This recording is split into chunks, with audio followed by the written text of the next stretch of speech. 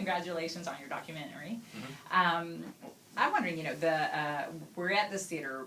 It's taking place, the first annual Latino International Film Festival in Fort Worth.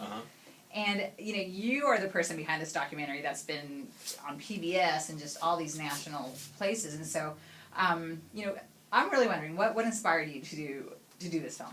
Well, I love the theater. It was renovated, and as a kid in high school, I'd come up here and help with the technical stuff. And they're a nonprofit organization. They just had started off trying to get some grant money, and I was getting into video, and I did a little video for them and kept doing little videos for their grants, and then they started getting more into the history, and then it just started building on from there. There's an amazing story behind it, and I was like, wow, this would be a great doc, and I tried to sell them on it. Of course, they're a nonprofit. They had hardly any money, so they had gotten enough grants to start the first 5 or 10 minutes, and then I went the rest of the way and got the rest of the stories. I go, it just has to be done, and it'll look amazing, and I wanted to do this on my first documentary. It was a good story, and it had a national appeal because this theater is actually nationally recognized. National Historic, what is it? The National Record of Historic Places. I used to be in the whole architecture engineering field, so or marketing anyway, not an architect or architect or engineer. But I know what you're talking about. When I saw the documentary, I was like, oh, I know what they're talking about. It's interesting. It's recognized. So okay, and so I mean, you know, as far as you know, with documentaries, I know that there's a lot of information gathering and.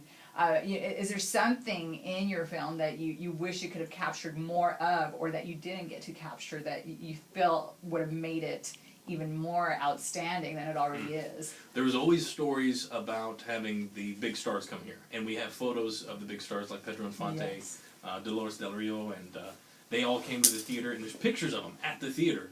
And what had happened was the local hotels that were you know, Anglo-owned, white people would not let them stay there. So they had to go home, and this was all story, and I never got a verification of it. They had to go home with the people in the audience, or one of the people that, you know, allowed them to come into their house. And these were big stars. Yeah, it's almost like U2 or Bono. They are iconic.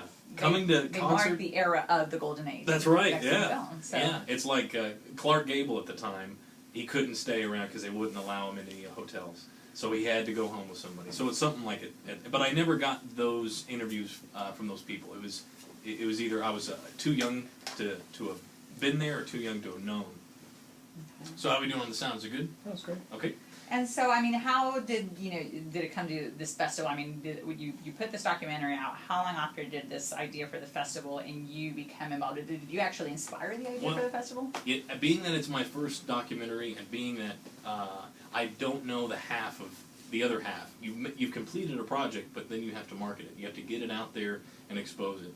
And I had sent it off to several film festivals, and then Claudia called me up and says, I'm starting a film festival here at the Rose Marine. I'm bringing all these amazing people in. She was in New York at the time, and she's like, I'm going to screen it for those guys to see if they want to help. I was like, wow, this is great. Look at my films, it's finally getting exposure.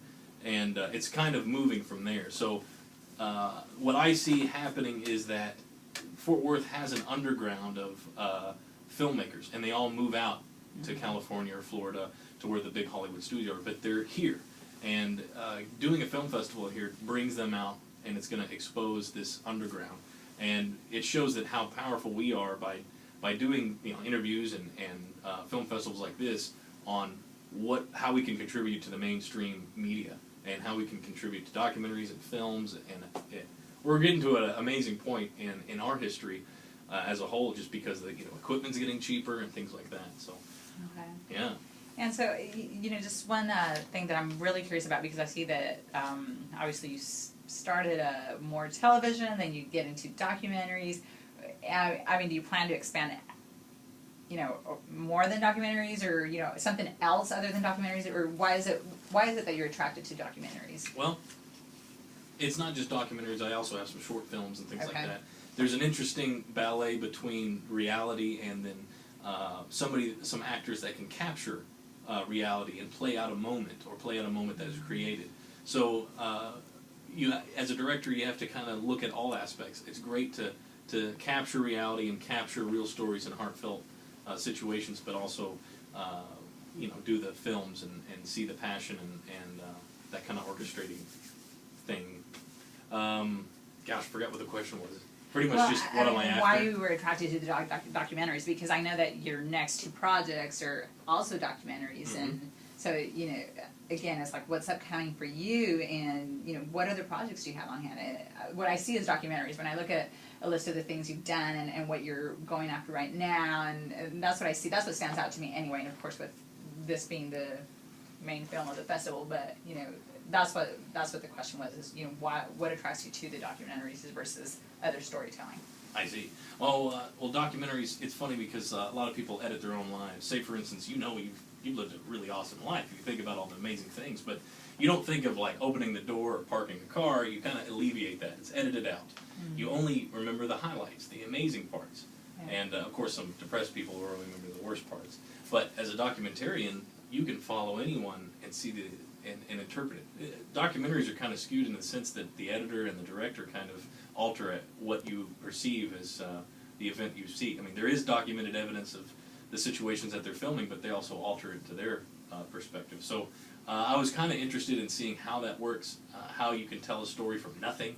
I mean, from just as boring as, someone's life, walking around. And a lot of reality shows tend to try to do that. Yeah. And a lot of writers will try to write something in. But it's a interesting flow. And we have done a reality show pilot that was 40 minutes long, and it was really entertaining. How you can transform something that is completely boring, hours and hours of footage, into something that's concise and interesting. Let me see some more of that. But we might be beating a dead horse. You got any other questions that are? I mean, just really. I mean, what else do you have coming up as far as what else is there in store for Logan? Oh, okay. Well, there's West Lincoln is another feature film produced and directed by Anthony. And I helped do the cinematography and editing, and it was his idea, it was his vision, and that's coming out. We've just got a trailer we're going to actually show at the film festival, and I've got Skylines of Texas. I've got different documentaries coming out, experimental documentaries using peripheral vision. I don't think the wave of the future is 3D. I think it's peripheral. It gets your equilibrium thrown off. I don't know if you've ever been into a situation where you've seen an Omni IMAX or anything like that, or been in a planetarium. It kind of just, alters your mind. Your eyes trick your body into thinking that you're moving, but you're not, type of scenario. So, okay. Anyway. But are you saying, is that what you're going to get into next? Yeah, I'm experimenting. Okay. Yeah, we're experimenting a lot of different things. Great. So you might be doing the next Avatar then. Oh, yeah, right. I haven't even touched that technology at all. No. So those are pretty much the 3 questions. Do we need to wrap it up?